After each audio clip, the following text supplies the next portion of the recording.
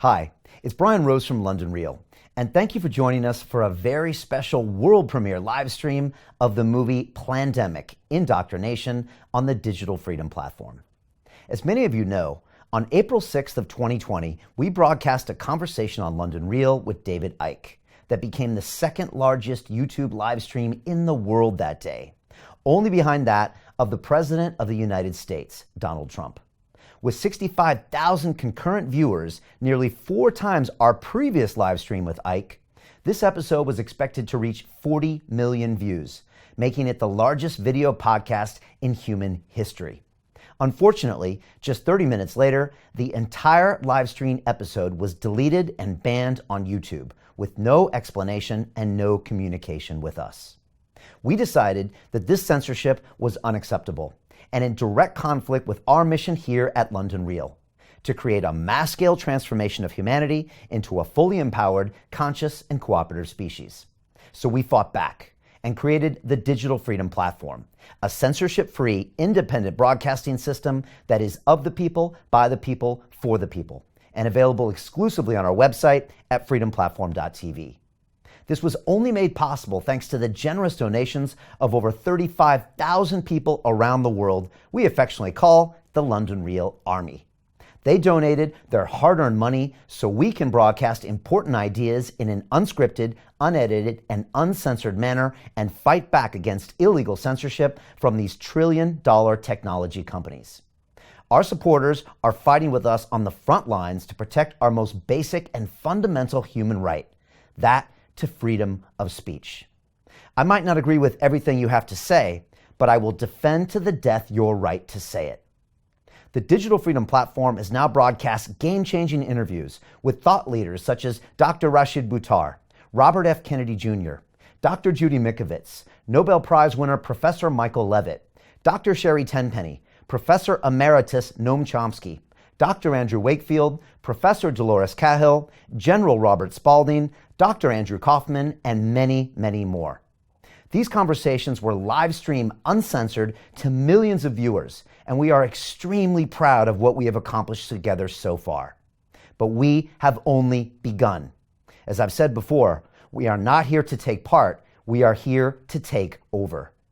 For anybody wanting to join us and become a founding member of the Digital Freedom Platform, you can visit freedomplatform.tv/give to donate and fight with us on the front lines to protect our human rights.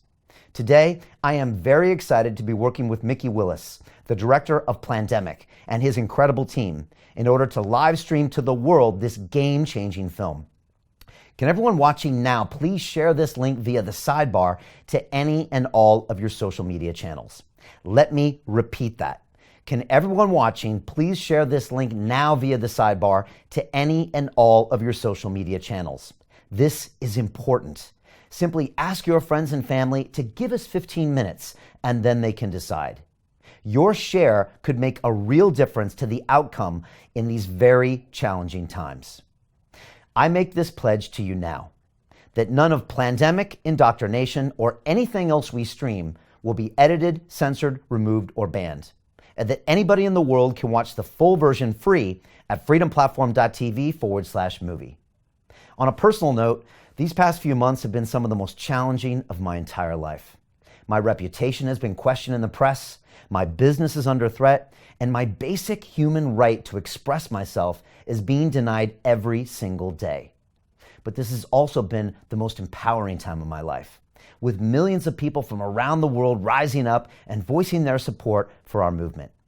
As a result, I have never been so steadfast in my convictions to fight for these basic, fundamental human rights, to freedom of speech and freedom of the press.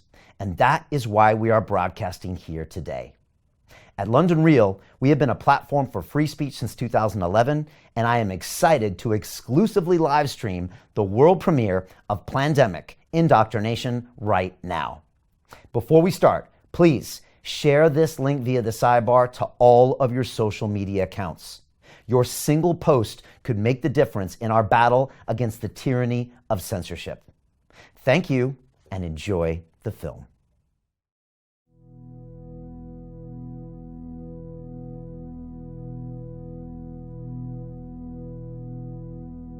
On behalf of our center and our partners, the World Economic Forum and the Bill and Melinda Gates Foundation, I'd like to extend a very warm welcome to our audience here in New York, as well as our larger virtual audience participating online today. The Event 201 scenario is fictional. Today's scenario is going to simulate meetings of a multi-stakeholder group called the Pandemic Emergency Board. We're at the start of what's looking like it will be a severe pandemic.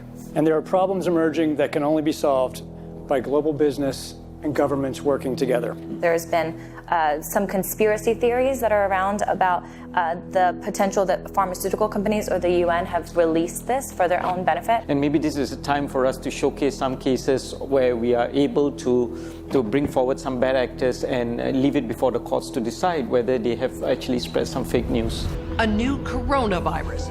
Infected people got a respiratory illness with symptoms ranging from mild flu-like signs to severe pneumonia. In related news, a significant demand for personal protective equipment like N95 masks and gloves are on the rise. Patients are overwhelming healthcare facilities. People are avoiding public spaces out of fear of infection and in compliance with public health recommendations. Our U.S. affiliate has just released polling results on public expectations for a vaccine, and 65% of those polled are eager to take the vaccine, even if it's experimental. I am not optimistic about having the vaccine in time to be relevant during this pandemic. With enough money and political will, anything is possible. Penalties have been put in place for spreading harmful falsehoods, including arrests. If the solution means controlling and reducing access to information, I think it's the right choice. What exactly are the risks and benefits of staying home from work? Absolutely, we need to save lives, but we literally cannot afford a heavy-handed response that suffocates our economy. The world saw large-scale protests and in some places riots. This led to violent crackdowns in some countries and even martial law. The public lost trust in their respective administration. Economists say the economic turmoil caused by such a pandemic will last for years. The societal impacts, the loss of faith in government, the distrust of news, and the breakdown of social cohesion could last even longer. We have to ask, did this need to be so bad?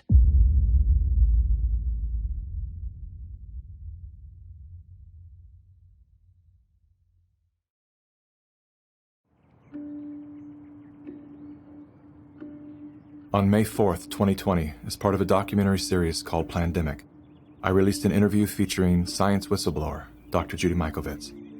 The interview received fierce backlash for spreading what the media declared dangerous conspiracy theories. As a father and a veteran media producer, there is no way that I would release harmful information into the world during a moment as vulnerable as now. I had known Dr. Judy for 2 years before filming her interview. I read her book, then thoroughly researched and vetted her story. After interviewing her legal team, former colleagues, and people who have known her for decades, one thing I can say without question is, Judy Mikovits is one of the most honest, caring, and courageous women I've ever known. Why then would the most powerful forces of big tech, politics, media, and medicine go to such extreme measures to silence her voice all over the world? And why did all of the debunkers invest so much ink and airtime defaming Dr. Judy's character while avoiding very real revelations pertaining to patents, conflicts of interest, and the deadly corruption pervading our global health organizations? To get to the bottom of these questions, as well as many others, I've spent the last several weeks interviewing scholars from all over the world, among them top doctors, distinguished scientists, and Nobel laureates. I also sat down with Dr. Judy for a follow-up interview and to give her the opportunity to respond to critics. You can see that full interview on the Plandemic website. While you're there, make sure to dive down the rabbit hole, where you'll find additional videos, documents, and scientific studies that support the claims and perspectives put forth in the Plandemic series. Here are a few highlights from my follow-up interview with Dr. Judy. What do you have to say to the people who have tried to minimize your involvement with HIV by stating that you were at the bottom of the totem pole, 13th author of a 13-member group of scientists? Well, the 13th author is the senior author. So that means they're the most important author. Why did you agree to retract your own XMRV paper? The paper was actually force retracted. I was actually being held in jail. You told me that you had financial offers to remain silent. If you simply say you made a mistake and promise never to say another word, you can keep everything. You'll get all of your grants. You'll get everything back, millions of dollars. You'll get publication and funding. My lawyer said, that's the best offer you're going to get. I said, you don't understand me. I don't need an offer. I've already lost everything. If I thought even one child or one grandma was injured or killed because I didn't do something, that would have ended my life as I know it. There was no money you could ever pay me to get me to cover this up. I will never stop telling the truth.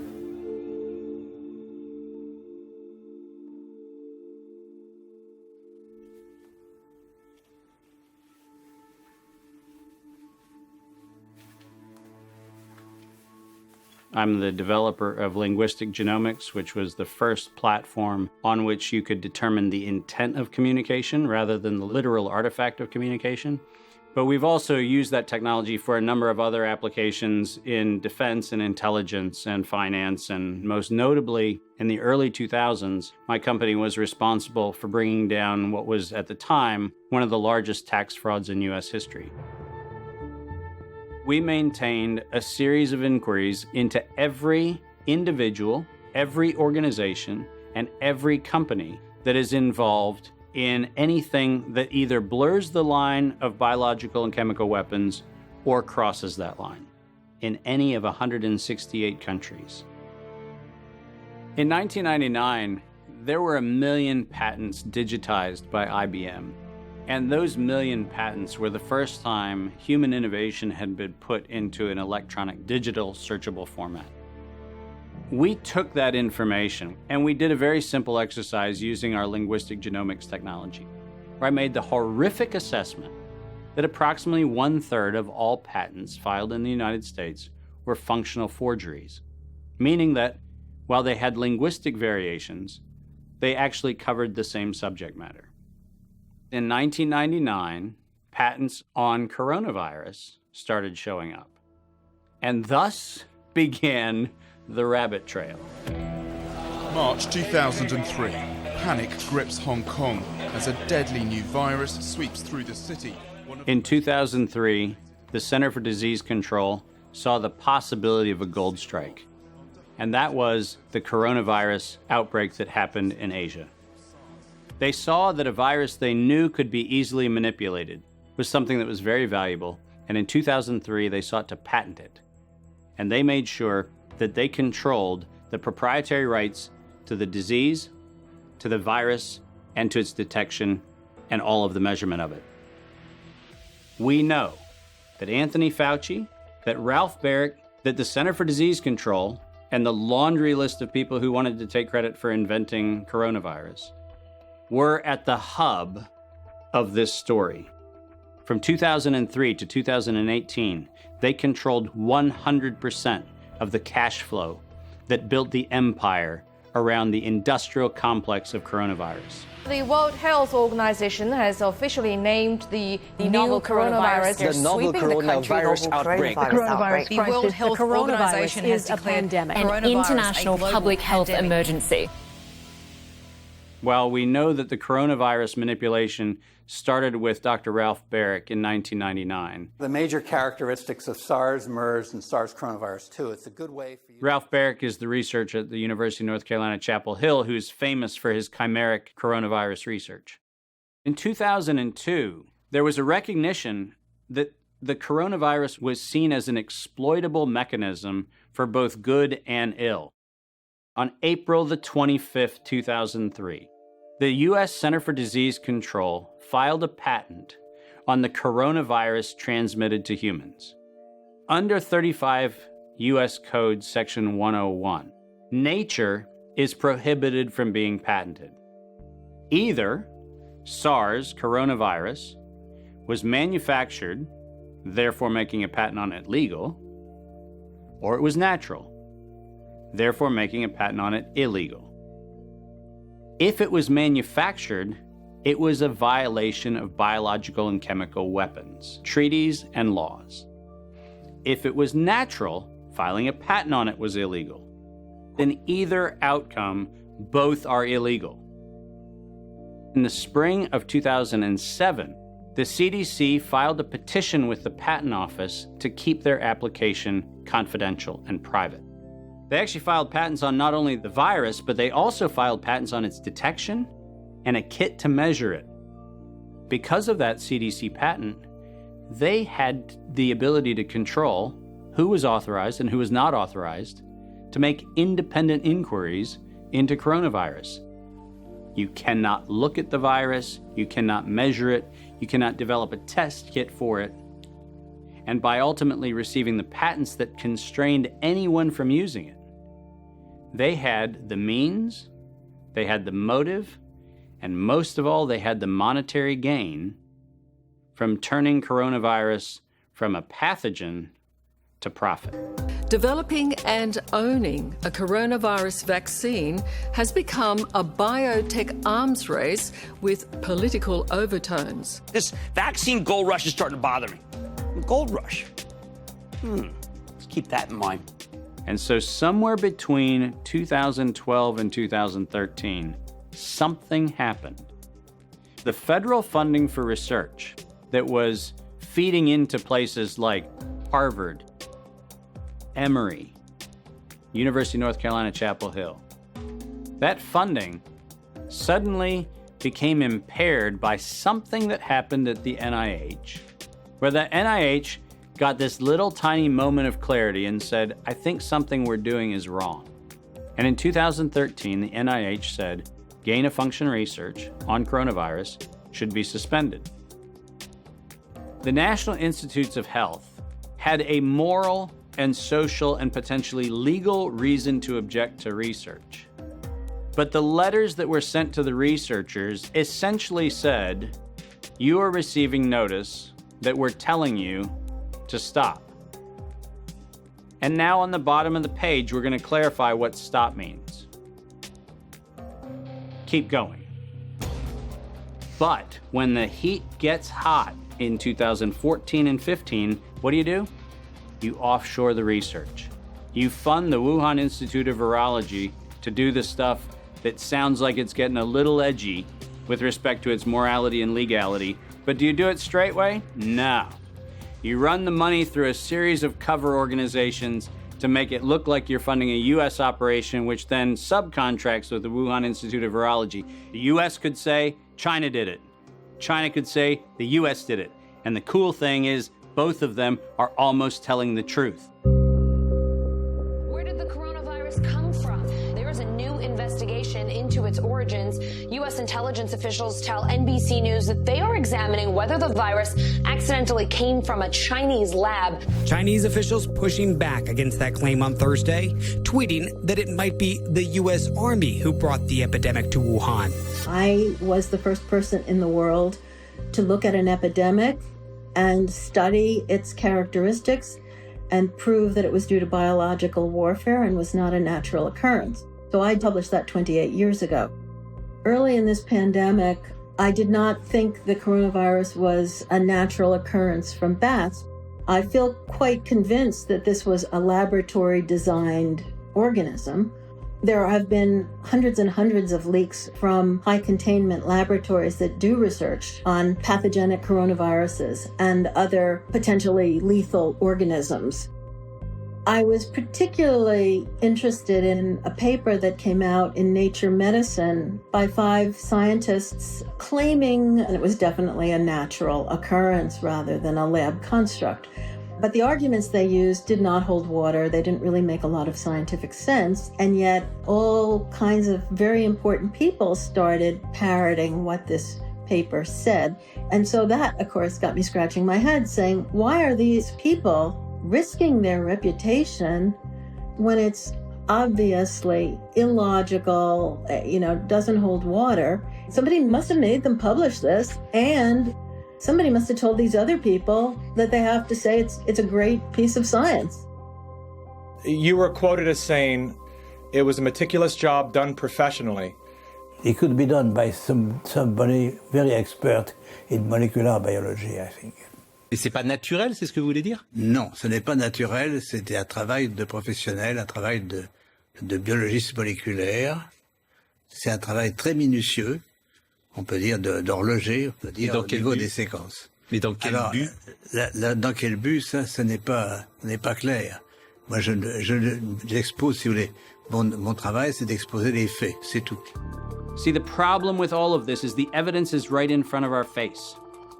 And when confronted with evidence, we are told fact checkers are somehow transcendent. The pace of our modern world makes it nearly impossible for working people to research the events and policies that shape their lives. When seeking answers to life's most pressing questions, where do we go first? Google. Enter the subject, hit go, and there it is. Only what they want us to see. In today's culture of copy and paste journalism, it's common for hundreds of unrelated outlets to feature the exact same report. This is not the result of laziness. This is by design. When we see identical headlines across seemingly unrelated platforms, the logical mind concludes, well then, it must be true. The illusion that numerous news sources have arrived at the same conclusion gives us confidence to share the chosen narrative. And just like that, we become the unwitting pushers of propaganda. Search engines are the holy grail for those seeking to control the narrative. Google is already more powerful in terms of its control over people's lives than almost every government on the planet. As the most influential search engine in the world, through its ubiquitous reach, Google has more power to influence U.S. elections than any foreign nation. You testified before this committee. You said in subsequent elections, Google and Facebook and Twitter and big text manipulation could manipulate as many as 15 million votes in a subsequent election? And the methods that they're using are invisible, they're subliminal, they're more powerful than most any effects I've ever seen in the behavioral sciences, and I've been in the behavioral sciences for almost 40 years. The blacklists is something that Google said didn't exist, and they testified that under oath. And nothing but the truth, so help you God. I do.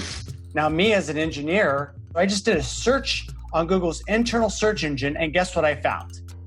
It had blacklisted search terms like cancer cures. Why is Google deciding what people can and cannot search for? What was once an efficient tool for navigating the world of information is now a network for global surveillance, data collection, and social engineering. Now let's take a look at a few of the most commonly used fact checkers, beginning with Snopes. The husband and wife duo of David and Barbara Mickelson founded Snopes.com in 1995. They have no journalism background or training whatsoever. They built their fact-checking empire by using Google as their primary verifying source. The Mickelsons divorced in 2015. Barbara sued David for embezzling money that he had allegedly spent on prostitutes, as well as a lavish honeymoon with his new wife, who worked as an escort in Las Vegas before joining the Snopes cast of characters. In 2017, David Mickelson's new business partners filed a lawsuit accusing Mickelson of multiple counts of fraud and embezzlement. Snopes proclaimed to be the internet's go-to source for discerning what is true and what is total nonsense. Yet one glance at their history of fact-free checking tells another story. When Dr. Mikovits claimed she was arrested without a warrant and jailed without a charge, Snopes rated her statement false. Had they bothered to explore the arrest documents, they would have seen that indeed there was neither a warrant nor signatures to officiate a charge, a fact that I confirmed with members of Dr. Mikovits' legal team. Was there a search warrant? No. And was she ever charged? No. Never charged with a crime. 100% correct. Judy has never been charged with any crime. Facebook's fact-checking arm, PolitiFact, is owned by the Poynter Institute, which has received substantial funding from big pharma allies such as Google and the Bill and Melinda Gates Foundation. Like Snopes, PolitiFact has a history of misleading the public. In late January of 2019, PolitiFact, Snopes, and FactCheck.org raced to squash the notion that coronavirus and its treatments were patented. They reviewed only 3 of the 4,452 publicly available patents, which unmistakably show that SARS coronavirus detection and treatment had been widely patented by both the public and private sectors. Facebook's founder pledged to the WHO, saying they would remove false claims and block exploitative ads. They're working with the World Health Organization and with the NHS, so they have a hotline, if you like, from those official sources. Wikipedia is the go-to destination for introductions to people, places, and things. Even the all-knowing Amazon Alexa calls on this digital encyclopedia. Alexa, who is Dr. Judy Mikovits? According to Wikipedia, Judy Ann Mikovits is a former American research scientist who is known for her discredited medical claims. She has been described as an anti-vaccination activist and a promoter of conspiracy theories, and has been accused of scientific misconduct. Wikipedia is supported by the Wikimedia Foundation, a non-profit parent organization with a long history of politically tied funders. Many named, many anonymous. What exactly does a Wikipedia donor receive in exchange for their generosity? What began as an unbiased open-source platform is now weaponized to undermine the work and reputation of anyone deemed a threat to its stakeholders. And once they smear you, they lock you out for making corrections to your own bio. In summary, most independent fact-checkers are neither independent nor factual. Simply put, they are political spin machines. And so what they have done is they've decided that there's an approved narrative. If it is in line with the CDC's public pronouncements, and if it's in line with the World Health Organization public pronouncements, it is presumed to be correct. I don't have to remind many Americans that the Center for Disease Control was the one that said you should use DDT in your homes. Used right, it is absolutely harmless to humans and animals. Remember the name, DDT. It spells certain death. A scientific panel today reported that pesticides may indeed represent a grave threat to mankind. Remember the swine flu scare of 1976? That was the year the U.S. government told us all that swine flu could turn out to be a killer, and Washington decided that every man, woman, and child in the nation should get a shot to prevent a nationwide outbreak, a pandemic. Well, 46 million of us obediently took the shot. Did anyone ever come to you and say, there's the possibility of neurological damage if you get into a mass immunization program? No. No one ever did? No. I can't believe that they would say that they did not know that there were neurological illnesses associated with influenza vaccination. That simply is not true. We did know that. Then he's lying. I guess you would have to make that assumption. Then why does this report from your own agency list neurological complications as a possibility? You didn't feel it was necessary to tell the American people that information. Dr. Censor's CDC also helped create the advertising to get the public to take the shot. The vaccines are safe, so roll up your sleeve. And now Americans are claiming damages from Uncle Sam amounting to $3.5 billion. By far the greatest number of the claims, 2/3 of them, are for neurological damage or even death. There are serious concerns tonight about how well the CDC controls dangerous germs at its own labs after yet another safety lapse. For the third time in a month, the CDC acknowledged deadly pathogens were handled incorrectly in government labs. That CDC is the CDC that allegedly is looking out for your public health. When we start with the assumption that the official dogma has to be the objective standard, then what fact checkers look for is a piece of published media that confirms the statement made by that particular organization. And then debunkers and conspiracy theorist blower-uppers come in and say, we're going to make this thing clearly the scam that it is.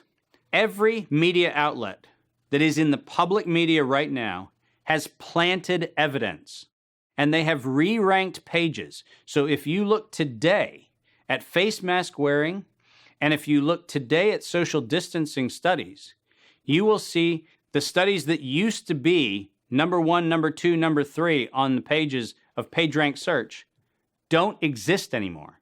And what is there are studies that wind up having headlines that support the common narrative. You're going to be hearing more about advanced guidelines? Because if you can keep people from assembling, guess what they're not talking about? They're not talking about the issues of the campaign. If you can keep people in their homes, the only source of information that you can have is what you curate for them. Now I know how to target my electorate. They're in the only place I allow them to be, being fed the only message I'm allowing them to hear, through a media that I control.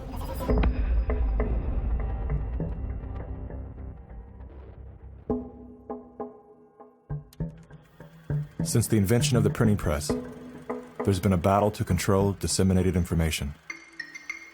In the early 1900s, oil tycoon John D. Rockefeller took control of every newspaper and news editor of his era. He became America's first billionaire, paving the way for the power-hungry ever since. Thus began the gold rush for the modern world's most precious resource, the narrative. Do you have any people being paid by the CIA who are contributing to a major circulation American journal? During a Senate committee investigation, it was revealed that the CIA had been conducting a covert operation to infiltrate and control U.S. media. They called it Operation Mockingbird. We do have people who submit pieces to American journals. Do you have any people paid by the CIA who are working for television networks? This, I think, gets into the kind of details, Mr. Chairman, that I'd like to get into in executive session. Over 3,000 CIA contracted and trained operatives were placed in key positions within top media outlets. Posing as editors and journalists, these well-paid actors never dared to question the effect of their lives on the world beyond their cozy studio. How often does the CIA manipulate the media in this way? It goes beyond your wildest imagination. Setting up student organizations so they could draw radical students in. 5,000 university professors co-opted to help the CIA manipulate people's minds. Journalists in the U.S., including big-name journalists, co-opted to function routinely to help the CIA put out stories and biases to the world. As this 1952 CIA memo says, the aim is controlling an individual to the point where he will do our bidding against his will. It's a great brainwashing process to change the perception of reality of every American to such an extent no one is able to come to sensible conclusions in the interest of defending themselves, their families, their community, and their country. Would you say that continues today? Well, I would think probably for a reporter it would continue today, but because of all of the revelations, I think you've got to be much more careful about it. So how do we know that Operation Mockingbird still isn't in effect? Well, we don't. It was the Telecommunications Act of 1996 that opened the door for predatory corporations to monopolize the industries of print and broadcast. This bill protects consumers against monopolies. It guarantees the diversity of voices. Today, a handful of corporate empires own and control the vast majority of everything you read, hear, and watch.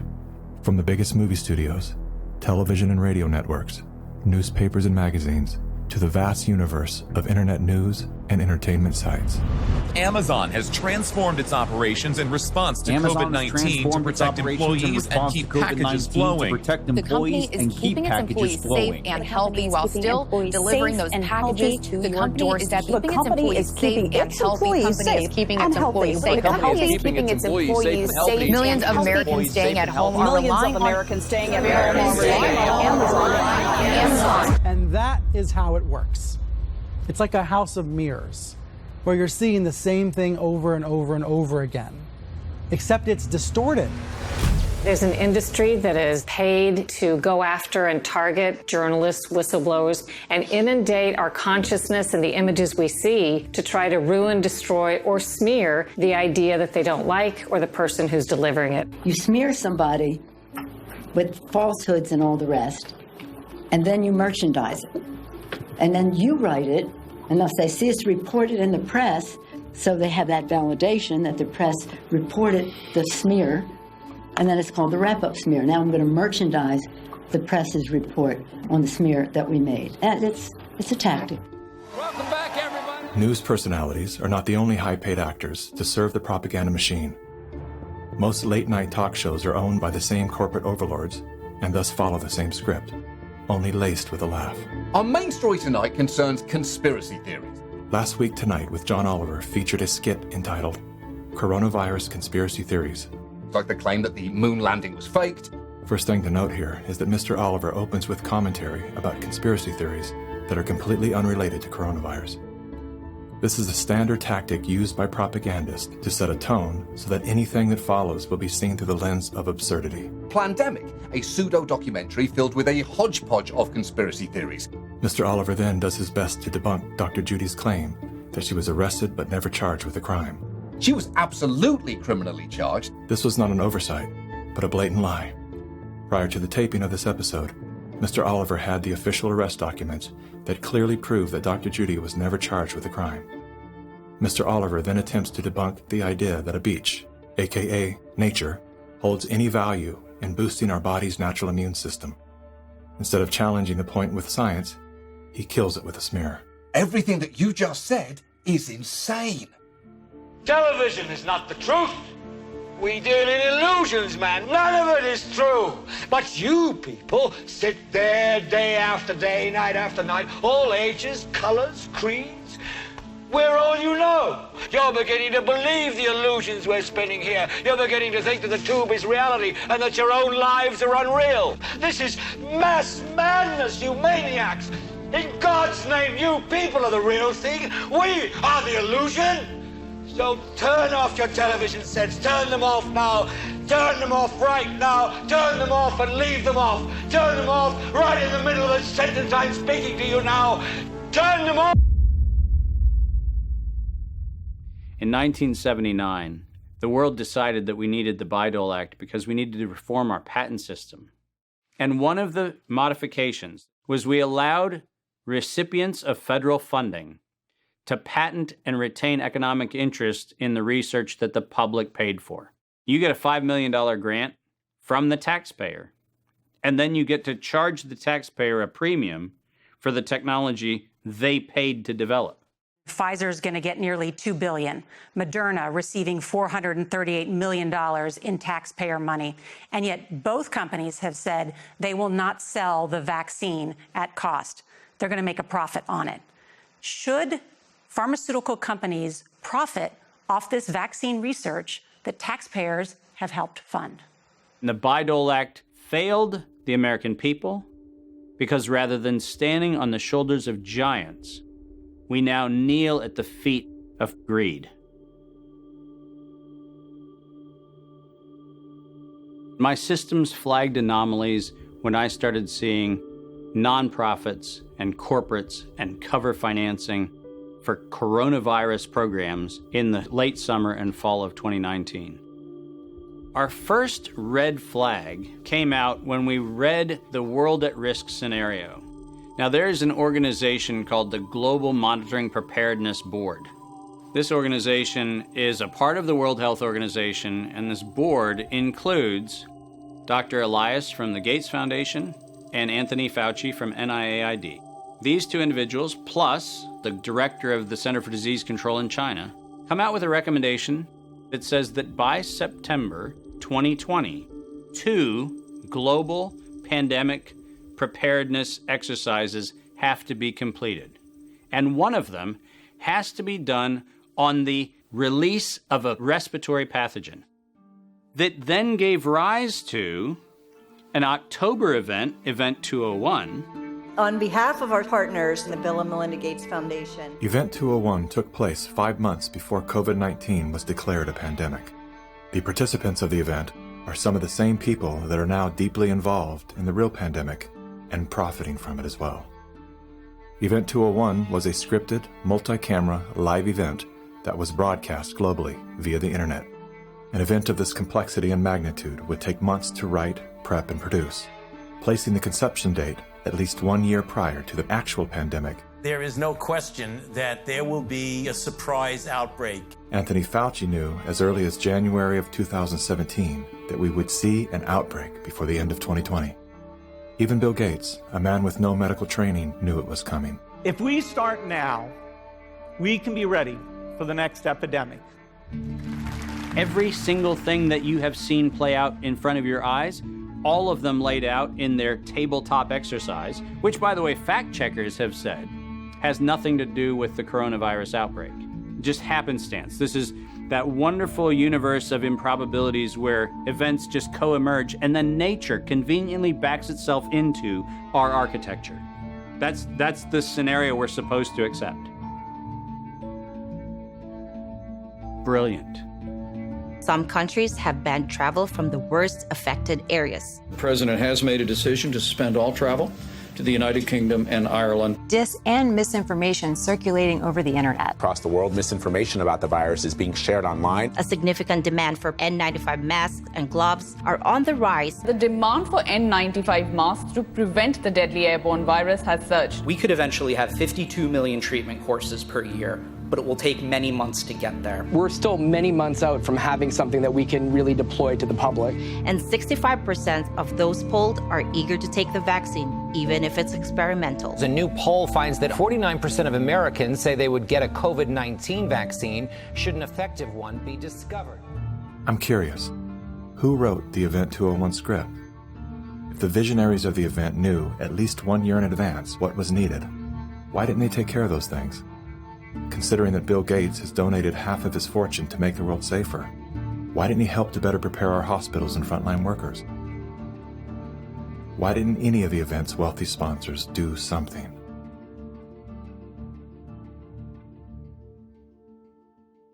Now here we are.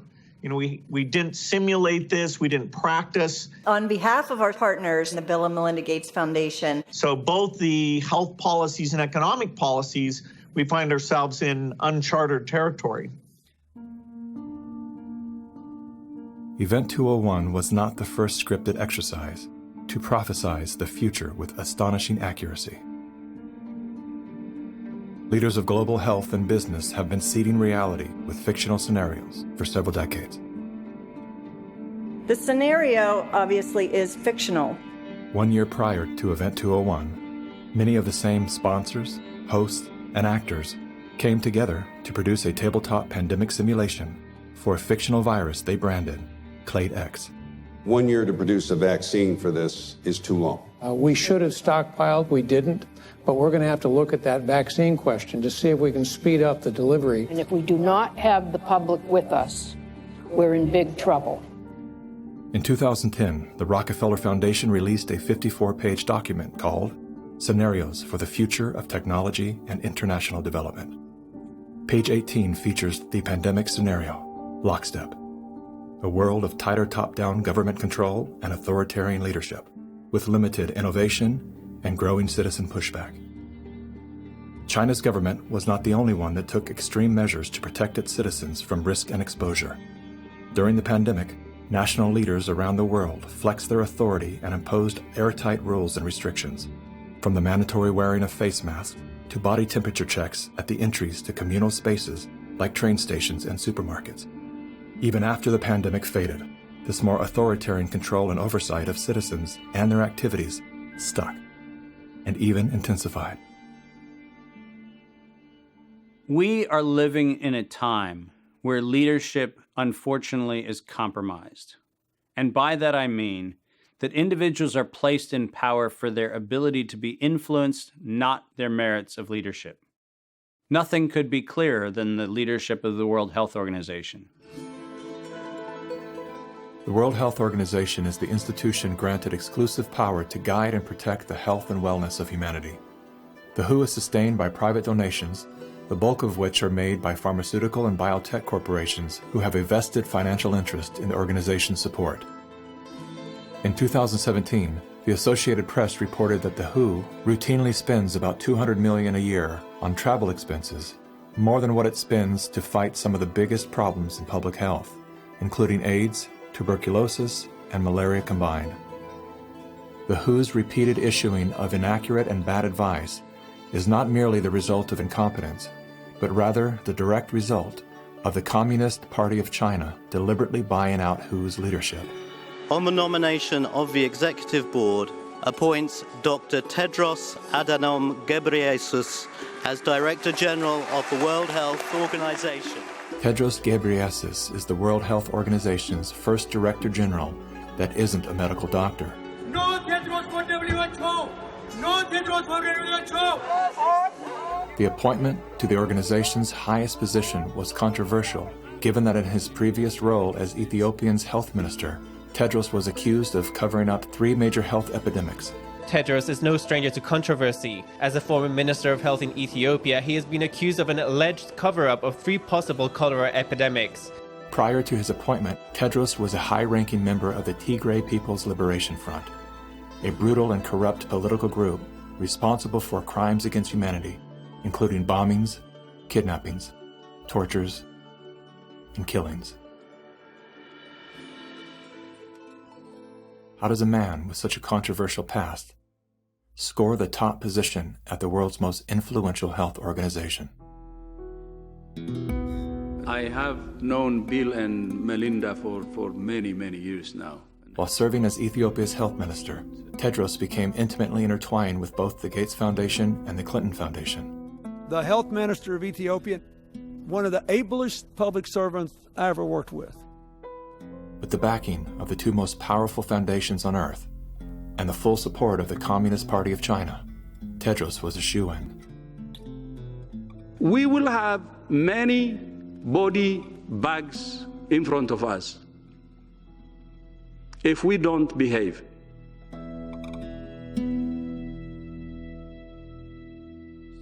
You cannot find a person promoting this scenario that's not part of the interlocking directorates of the World Health Organization, the CDC, the NIAID, or the organizations that are the philanthropic cover organizations that fund them. We now know that there are over 1,300 patents currently issued and held by organizations that are multiply recipients of funding through the Gates Foundation, through EcoHealth Alliance, through the Sherlock Biosciences connection back into open philanthropy, and all of them also have links directly to NIAID, Anthony Fauci's funding sources. If you have conflicts of interest in the funding and in the decision-making and in the inside knowledge that you have between competing or competitor organizations, that is a violation of the antitrust laws of the United States. These are federal crimes. If you had the power to immediately fix whatever's wrong with our current medical system, where would you start? Conflicts of interest. About 40 or 50 years ago, pharmaceutical CEOs actually went to jail if they knowingly sold a bad product and concealed information about the problems with that product. Since then, all they have done is paid fines. And so selling a product and concealing information about it is okay because paying the fine is considered the cost of doing business. How did the pharmaceutical industry come to capture the rest of the medical industry? And it's because they had so much money to bribe the NIH, the CDC, the FDA, the professional associations, the journals, the medical schools, and everyone else. Around the same time that John D. Rockefeller seized U.S. media, he also hijacked U.S. medicine. When it was discovered that drugs could be produced from petroleum, America's top oil mogul ordered his army of propagandists to invert reality accordingly. Medicines used for thousands of years were suddenly classified as alternative, while the new, petroleum-based, highly addictive, and patentable drugs were declared the gold standard. After buying the German pharmaceutical company that manufactured chemicals of war for Adolf Hitler, Rockefeller leveraged his political influence by pressing Congress to declare natural healing modalities unscientific quackery. Rockefeller then took control of the American Medical Association and began offering massive grants to top medical schools under the mandate that only his approved curriculum be taught. Any mention of the healing powers of herbs, plants, and diet was erased from most medical textbooks. Doctors and professors who objected to Rockefeller's plan were crucified by the media, removed from the AMA, and stripped of their license to teach and practice medicine. Those who dared to speak out were arrested and jailed. When evidence began to emerge that petroleum-based medicines were causing cancer, Mr. Rockefeller founded the American Cancer Society, through which he suppressed that information. John D. Rockefeller is duly credited as the founder of the pharmaceutical industry, and the reason that medical error is currently the third leading cause of death in America. This is not an indictment against doctors. More than anyone, they are under the stranglehold of the single largest lobbying power in Washington. Every year, the pharmaceutical industry spends at least twice the amount as big oil to influence laws, policies, and public perception. Thanks to Mr. Rockefeller, the architect of American monopolies, no industry has more power over our lives than Big Pharma.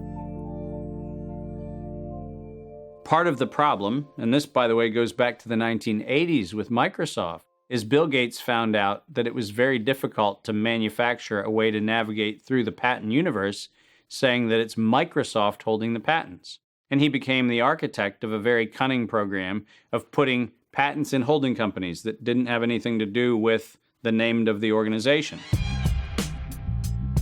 According to legend, young Bill Gates built his computer empire out of his garage. Reality tells another story, that Bill Gates was born into wealth and privilege. Both his grandfather and great-grandfather were banking moguls. His father, William Gates Sr., was a prominent Seattle-based lawyer and political lobbyist. Through his father, Bill Gates learned the ins and outs of law and politics and how to manipulate those governing forces. I'm Bill Gates, chairman of Microsoft. Bill Gates dropped out of college to start Microsoft. He is credited with inventing the operating system that became Windows. However, he played no part in the invention of Windows. The fact is, he bought an existing operating system from Seattle Computer Products, had it modified, then licensed it to IBM. That didn't stop him from taking all the credit. I don't see Bill Gates as this great creative person. I see him as an opportunist. While Microsoft's co-founder Paul Allen was struggling with cancer, Bill Gates seized the opportunity by attempting to cheat him out of his share of the company's fortune. They were basically talking about how they were planning to dilute my share down to almost nothing. And it was really a shocking and disheartening moment for me. And you were sick? Well, I think I was still probably in the middle of radiation therapy.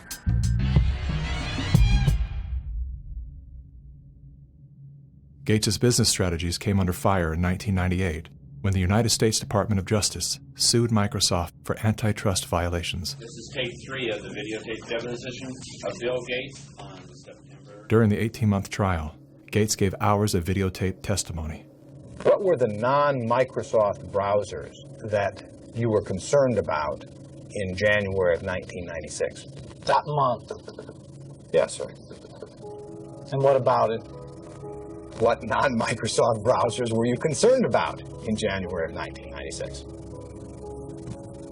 I don't know what you mean concerned. What is it about the word concerned that you don't understand?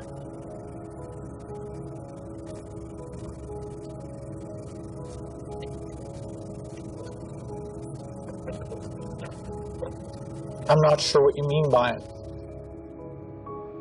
The Justice Department has charged Microsoft with engaging in anti-competitive and exclusionary practices designed to maintain its monopoly in personal computer operating systems. In a move to overshadow the negative press, Gates invested $100 million to set up the Bill and Melinda Gates Foundation. Overnight, Bill Gates transformed his public image from ruthless tech monopolizer to the world's most generous philanthropist. I'm pleased to announce that we're pledging an additional $1 billion to SARS. We had the chance to witness Bill Gates 2.0, the man you don't know. The rebranding campaign paid off. His net worth swiftly doubled, earning Bill Gates the title of richest man in the world. You've invested $10 billion in vaccinations over the last 2 decades, and you figured out the return on investment for that, and it kind of stunned me. Can you walk us through the math? In a Wall Street essay, Bill Gates declared vaccines the best investment I've ever made. There's been over a 20-to-1 return. So if you just look at the economic benefits, that's a pretty strong number compared to anything else. The Gates Foundation expanded rapidly into a massive, vertically integrated, multinational corporation, controlling every step in a supply chain that reaches from its Seattle-based boardrooms to the villages of Africa and Asia. Is the world's largest private philanthropy causing harm? The Bill and Melinda Gates Foundation has made millions of dollars each year from companies blamed for many of the same social and health problems the foundation seeks to address. The Gates Foundation has investments in 69 of the worst polluting companies in the U.S. and Canada. Other companies in the foundation's portfolio have been accused of transgressions, including forcing thousands of people to lose their homes, supporting child labor, defrauding and neglecting patients in need of medical care. The Gates Foundation has not provided details.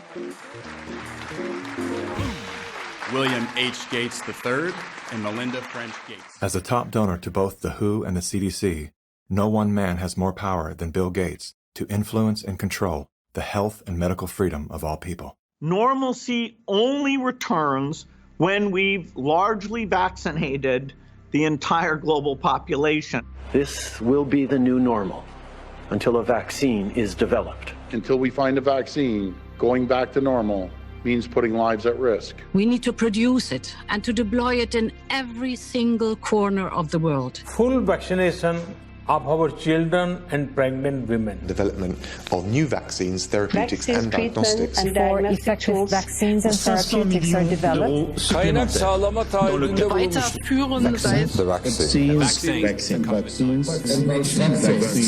We've already bought the syringes. We already know where it's going to happen. We're thinking about what that's going to be. It's all part of this plan. Our military is now being mobilized, so at the end of the year, we're going to be able to give it to a lot of people very, very rapidly.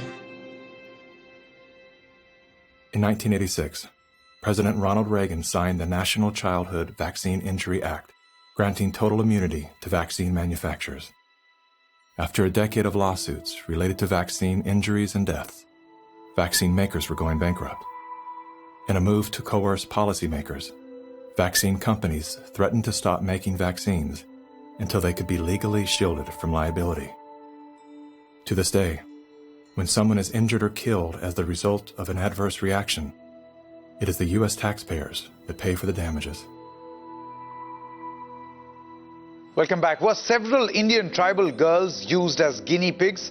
The report alleges that 2 American pharma giants' untested vaccine was administered to thousands of tribal girls without proper study and paperwork.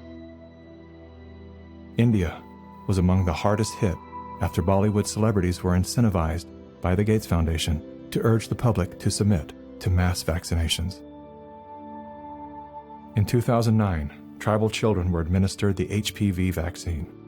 Over 24,000 girls were told they were being given wellness shots, in many cases without the informed consent of a parent or a guardian.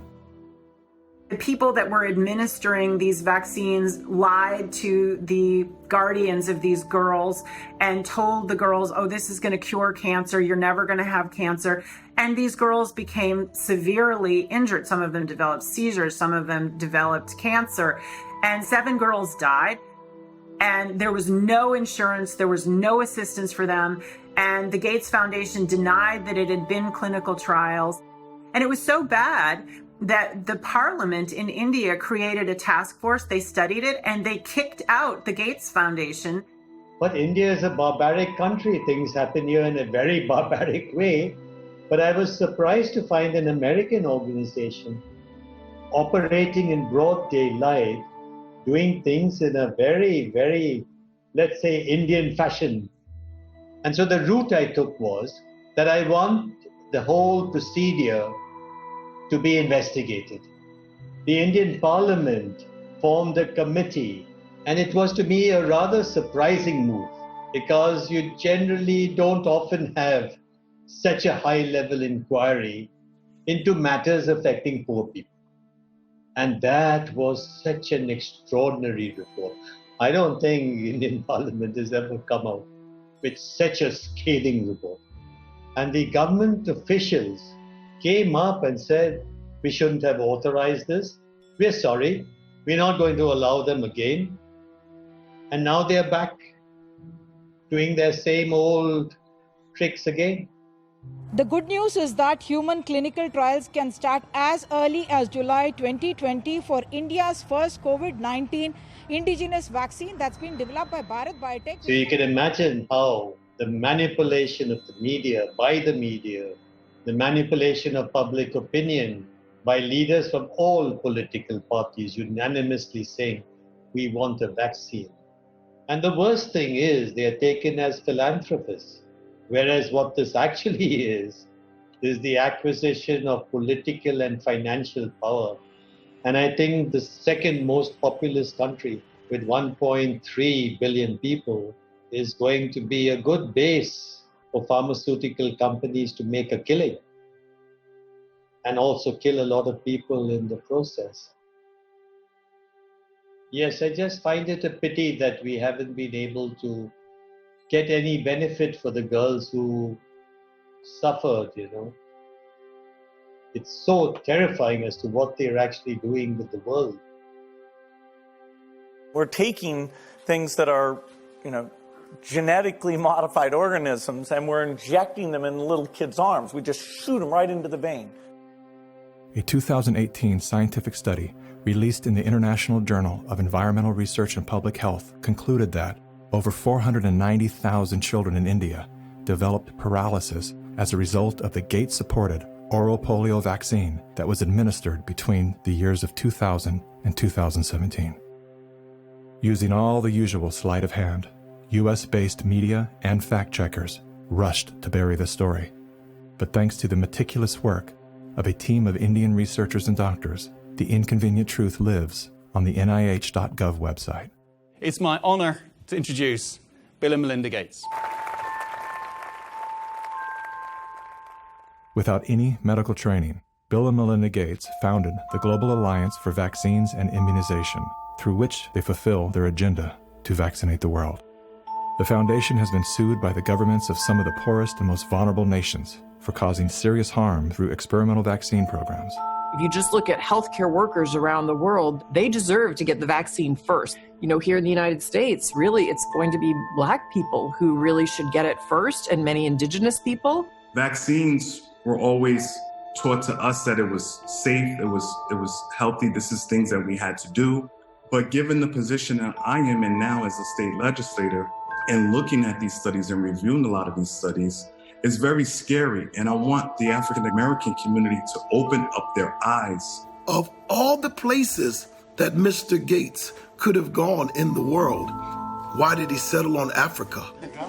It's not because he cares about people that look like me. He cares about an agenda. African bodies have been used as lab rats for many years for Big Pharma. They are using us for trials, they are using us for testing, but as an African, I say no more. Africans, they're tired of becoming the guinea pigs of the world. Their antennas are raised and they're telling each other all over social media. They're on high alert right now. There is a policy of the American government. It's called the Kissinger Report, which was produced in the mid-70s. And it explicitly states that the purpose of the foreign policy in Africa was to reduce the population, because they have great mineral resources there. At the time, Kissinger and those involved with the Carter administration wanted to shrink the population, make sure that the Africans do not develop and do not use the resources for themselves, because we in the States, we need them.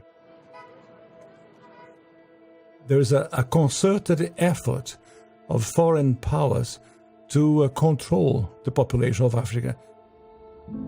Some children did survive the botched vaccinations last month and will recover, but 15, all under the age of 5, died from fever, vomiting, and diarrhea. Human errors contributed to the unfortunate deaths of the children.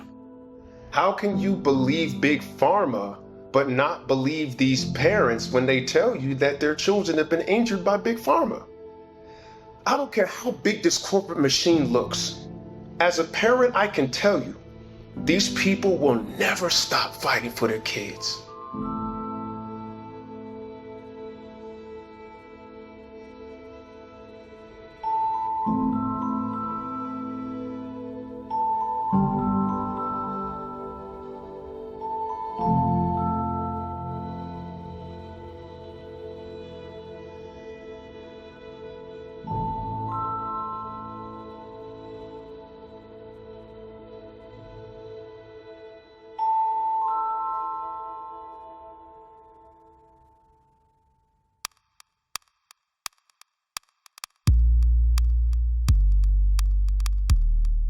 It would take hours to list all of the questionable initiatives that Bill Gates is involved in.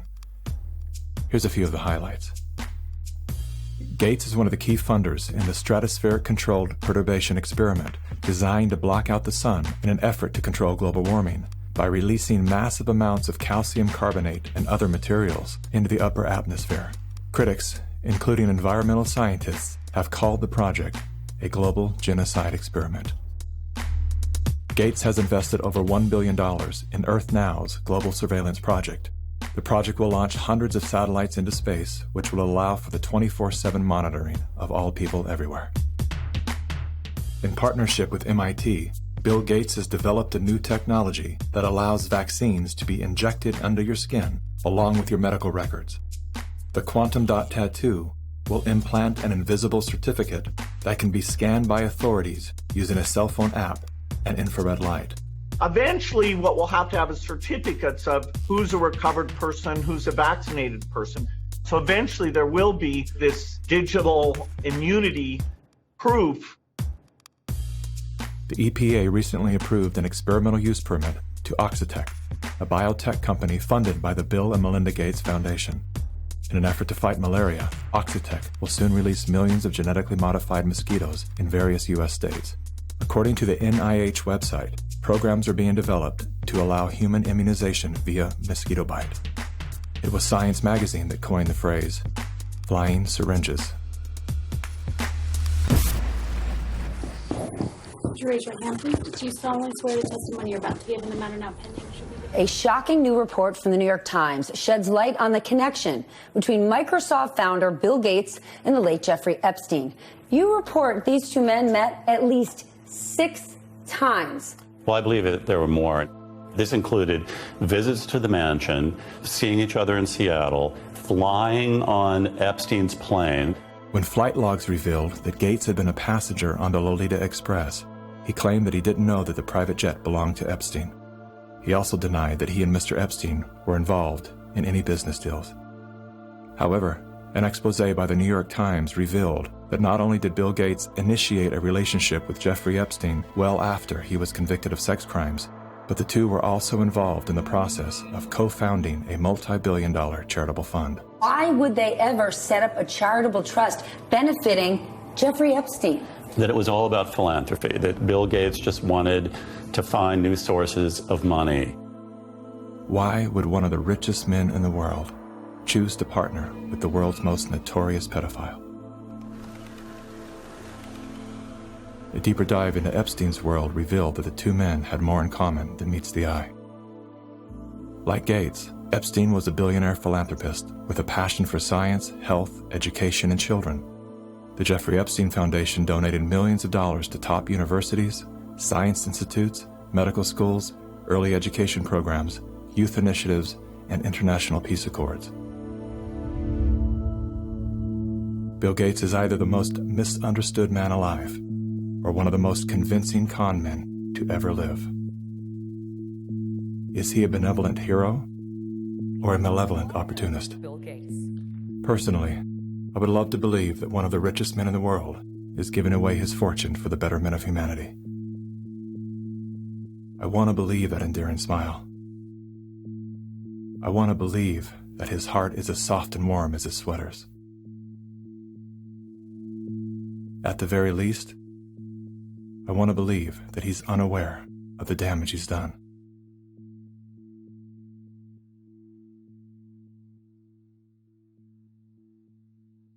I'm happy to announce that we've discovered a vaccine. We no longer have to live in fear. Everyone can get back to their normal lives.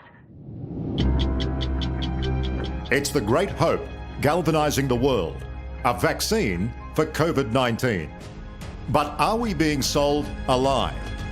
After all, COVID-19 is the 7th coronavirus to strike mankind, and we've never found a vaccine for any of them. The shortest time anybody's ever found a vaccine against any disease that I'm familiar with is about 7 years. The average time is 20. To be talking about a magic bullet coming in months, it borders on the absurd. People like myself and Tony Fauci are saying 18 months. A year to a year and a half. If everything went perfectly, we could do slightly better than that. But there will be a trade-off. We'll have less safety testing than we typically would have. And so governments will have to decide, do they indemnify the companies and really say, let's go out with this? Something that people should know about COVID-19 vaccines is they fall today under the PrEP Act, which came into being after 9/11 and after an anthrax scare. And this law gives virtually blanket liability protection. It's basically impossible to get any kind of compensation if you're injured. So people need to understand that if you take COVID-19 vaccines, you are absolutely on your own. If you're permanently injured, if you lose your job, if your healthcare expenses go through the roof, tough luck. Volunteers all across the country began getting shots today as part of the final phase of testing for an experimental vaccine being developed by the NIH and the drug company Moderna. The side effects for the Moderna vaccine sound concerning. We looked. After the second dose, at least 80% of participants experienced a systemic side effect. So, are these vaccines safe? Well, the FDA, not being pressured, will look hard at that. The FDA is the gold standard of regulators, and their current guidance on this, if they stick with that, is very, very appropriate. And the side effects were not super severe. That is, it didn't cause permanent health problems for the things there. Moderna did have to go with a fairly high dose. And so, to get the antibodies. This isn't a vaccine story. This is a population management story. If your goal is to make this beautiful earth that we live on an exclusive playground for the entitled few, then populations that get in the way are a problem. And it is the empirical impulses of individuals who have decided that by outranking the rest of humanity, they can dictate upon humanity the conditions of their existence. Now we need to go and look in families to find those people who may be sick and remove them and isolate them. This bill enables the police to enter a home without a warrant. Madam Speaker, the police have never held that power. We will find out who lives in the house. If it's someone that is refusing, we will definitely consult with our health officer to look into next steps. So the Sheriff's Department and the Health Department showed up at her door with orders for her and her husband to wear ankle monitors. The couple says they never denied self-quarantining. You will no longer be able to leave home. Only one person will be able to go shopping once per day. Recreational activity is now no longer allowed. You will be allowed to have 1 hour of exercise, no further than 5 kilometres from your home. Are you serious? Just for not having a mask? For no mask? Are you serious? We will shut you down. We will cite you. And if we need to, we will arrest you and we will take you to jail. You know the old expression about snitches? Well, in this case, snitches get rewards. Some people are ratting their neighbors out, calling the police, but others are turning to the internet, where social distance shaming has gotten ugly. In a time of crisis, trying to force compliance upon a population by making neighbors and friends distrust one another is exactly the opposite tactic we actually need. When human societies lose their freedom, it's not usually because tyrants have taken it away. It's usually because people willingly surrender their freedom in return for protection against some external threat. That's what I fear we are seeing now.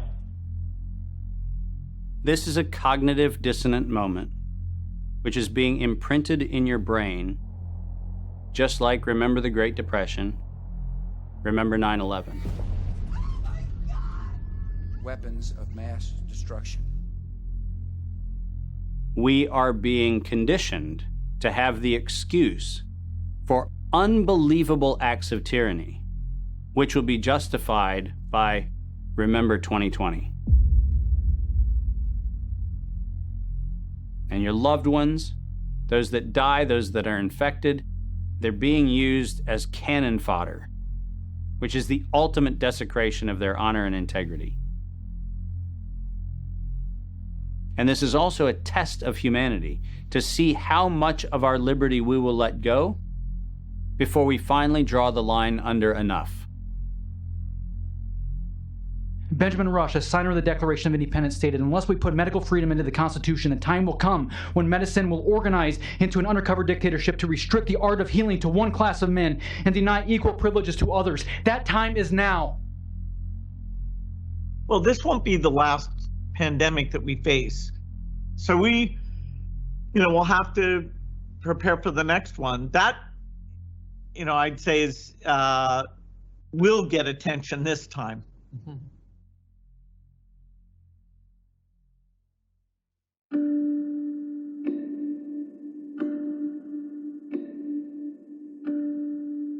This is not a time for us to go in a mob frenzy, find the perpetrators and haul them into the town square and pillory them.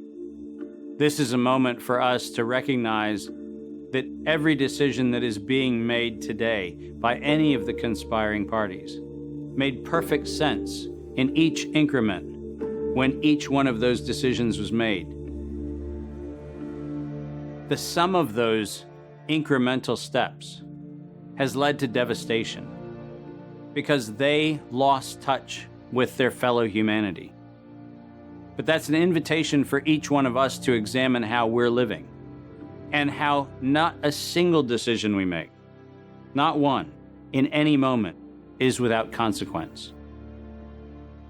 This is our moment to reclaim our humanity.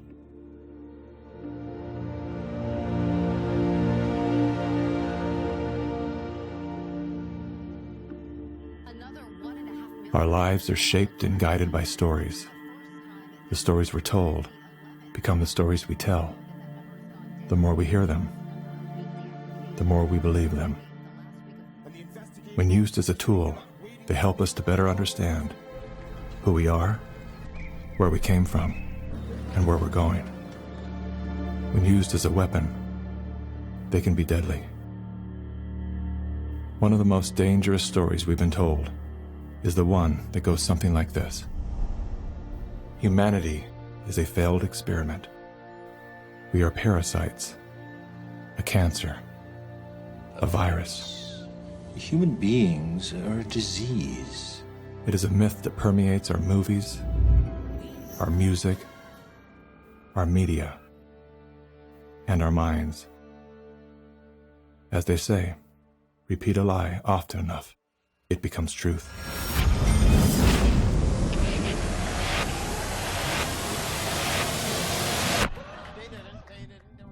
Perhaps that was the goal of the authors of that story.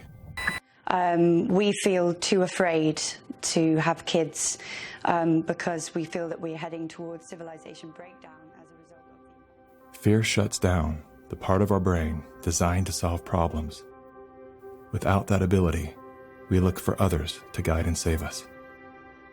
In doing so, we lose touch with our most primal nature. We forget that we are an extension of the most brilliant and resilient ecosystem in the universe. We stop eating food grown from the earth and begin consuming products processed from machines. We trade medicines that heal for drugs that harm. We abandon love and liberty for debt and dependency. The good news is, our story is not over. The climax has yet to come. That moment when the hero rises from defeat, summoning a force they forgot they had. A force within. A force of nature.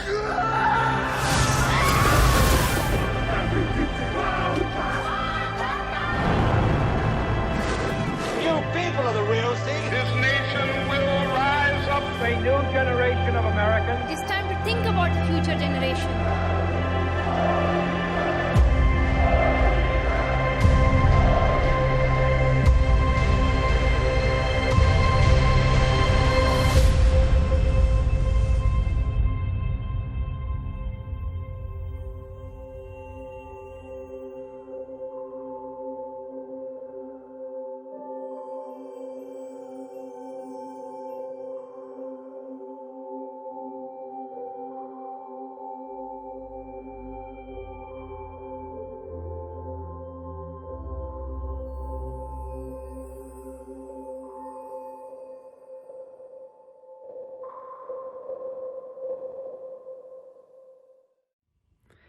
And that is the conclusion of Plandemic Indoctrination. Wow. I hope you enjoyed that film as much as I did. I just want to say a massive thank you to every single member of the London Real Army worldwide, the over 35,000 people who donated to create the digital freedom platform that was used to stream this film to you absolutely free.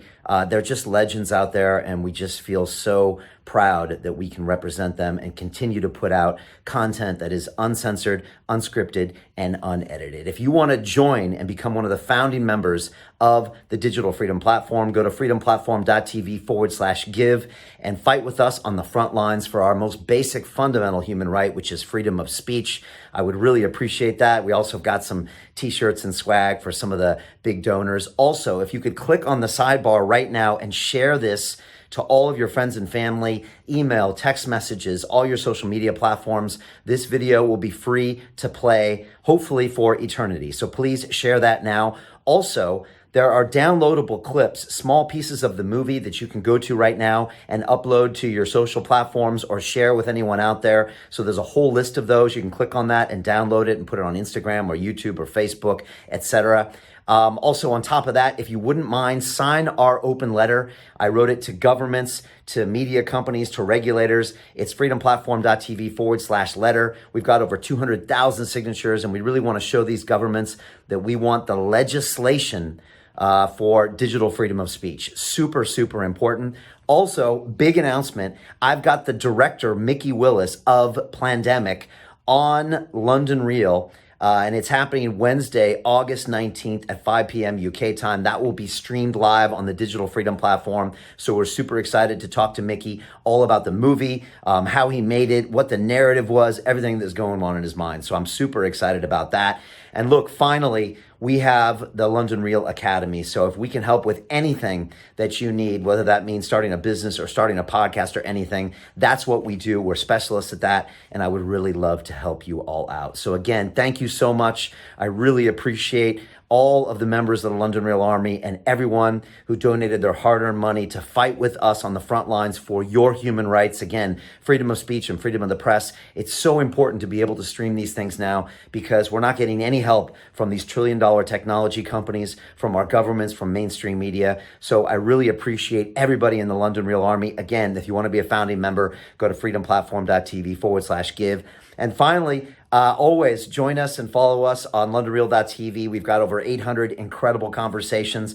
Follow us on Instagram and our social platforms. Subscribe on YouTube because we are just getting warmed up. As I said before, we are not here to take part. We are here to take over. And I believe that censorship is one of the greatest enemies we have right now. And look, I might not agree with everything you have to say, but I will defend to the death your right to say it. So join me on the front lines. I appreciate you so much. Let's get this movie out to as many people as possible, hopefully billions, and let's really create a change and build a world that we'll be proud to pass on to our children and our grandchildren. So on behalf of myself and the whole team here at London Real, thank you so much for being a part of this. Thank you, Mickey Willis and the team, for making this incredible documentary. Now let's go out there and create real change and really make this world a much better place. All right? Much love from me.